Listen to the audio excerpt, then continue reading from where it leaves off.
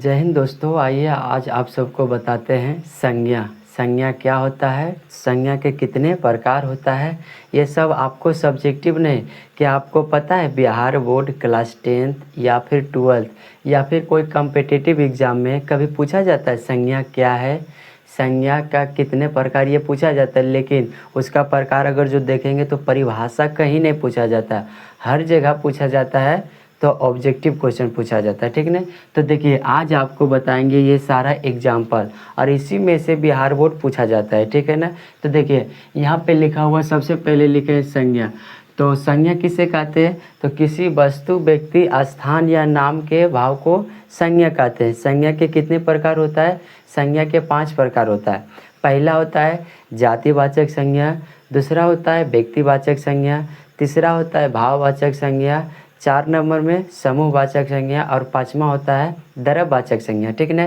इसमें आपको कभी नहीं बताएंगे कि जातिवाचक संज्ञा किसे कहते हैं, व्यक्तिवाचक संज्ञा किसे कहते हैं। डायरेक्ट आपको बताएंगे एग्जाम्पल, यानी कौन सा होता है जातिवाचक, कौन सा होगा व्यक्तिवाचक, कौन सा होगा समूहवाचक। ठीक ना। तो देखिए यहाँ पे लिखा हुआ, सबसे पहले 1 नंबर में लिखा हुआ है जातिवाचक संज्ञा। कौन सा संज्ञा, जातिवाचक संज्ञा।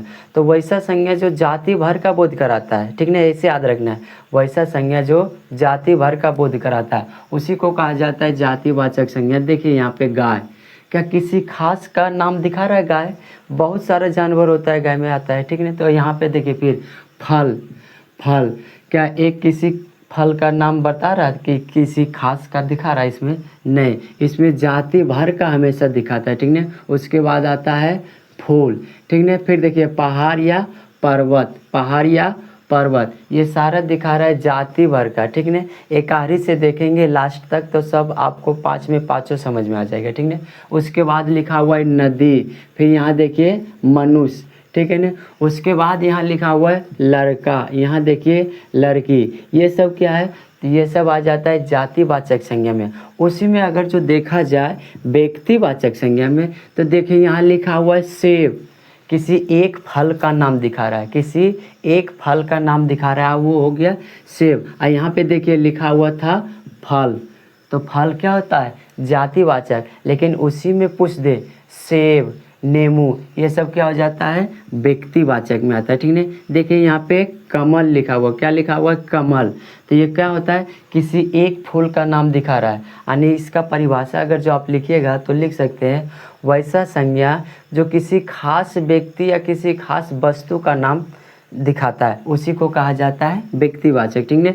तो पहले देखिए सेब, फल, यहाँ देखिए हिमालय, किसी खास पर्वत का नाम दिखा रहा है, लेकिन यहाँ पर क्या लिखा हुआ है पहाड़ या पर्वत। ठीक है। तो पूरे जाति भर का दिखा रहा था, लेकिन यहाँ पे लिखा हुआ है हिमालय, क्या लिखा हुआ है हिमालय। तो ये कौन सा संज्ञा हो जाता है व्यक्तिवाचक संज्ञा। यहाँ पर देखिए पटना, किसी खास शहर का नाम दिखा रहा है, किसी खास शहर का नाम दिखा रहा है क्या पटना। ठीक है ना। आगे आता है गंगा, देखिए यहाँ पे लिखा था सिर्फ नदी, तो नदी कौन सा संज्ञा होता है, तो वो होता है जातिवाचक। लेकिन अगर जो पूछ दे गंगा नदी, ब्रह्मपुत्रा नदी, यमुना नदी, तो किसी खास का दिखा रहा है कि नहीं, तो ये यहाँ पे लिखा हुआ गंगा नदी, तो ये कौन सा संज्ञा होता है व्यक्तिवाचक। लिख दे कहीं राम, श्याम, मोहन, जो भी नाम ले तो किसी एक व्यक्ति का नाम दिखा रहा है तो वो क्या हो जाएगा व्यक्तिवाचक संज्ञा। लेकिन अगर जो लिख दे यहाँ पे सिर्फ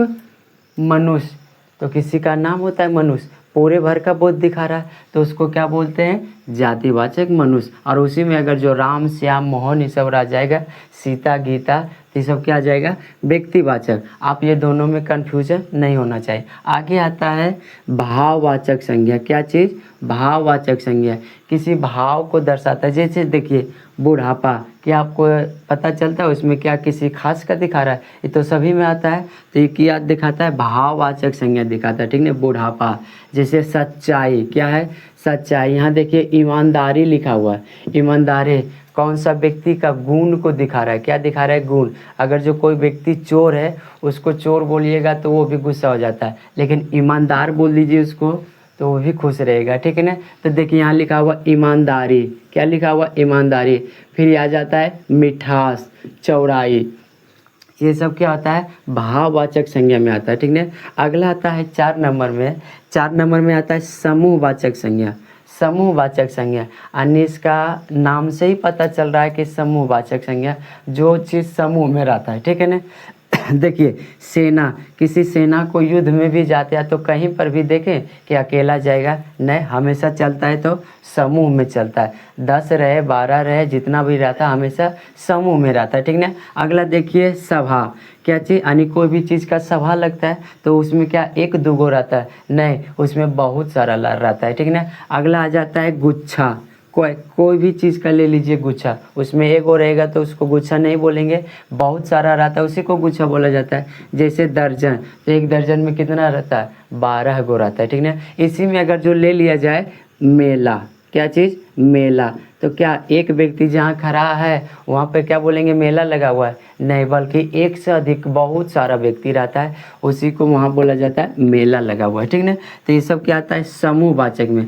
अगला आ जाता है सबसे बहुत ही बढ़िया होता है द्रव्यवाचक संज्ञा। कौन सी संज्ञा, द्रव्यवाचक संज्ञा। यानी इसका मतलब परिभाषा होता है वैसा संज्ञा है जिसे मापा या तौला जाता है, मापा या तौला जाता है, उसी को कहा जाता है द्रव्यवाचक संज्ञा। जैसे देखिए दूध को क्या करते हैं, मापते हैं, सोना को भी मापते हैं, यहाँ चांदी को भी क्या करते हैं, मापते हैं, यहाँ लिखा हुआ घी, उसके बाद पीतल, उसके बाद पानी, ये सब कौन सा संज्ञा आता है, द्रव्यवाचक संज्ञा। यानी इसका परिभाषा ही होता है वैसा संज्ञा जिसे मापा या तौला जाता है, उसी को कहा जाता है द्रव्यवाचक संज्ञा। इतना एग्जाम्पल अगर जो आपको पता है यहाँ पे दिख रहे हैं तो परिभाषा का कोई ज़रूरत नहीं, आप डायरेक्ट ऑप्शन देखकर आंसर मार सकते हैं, ठीक है।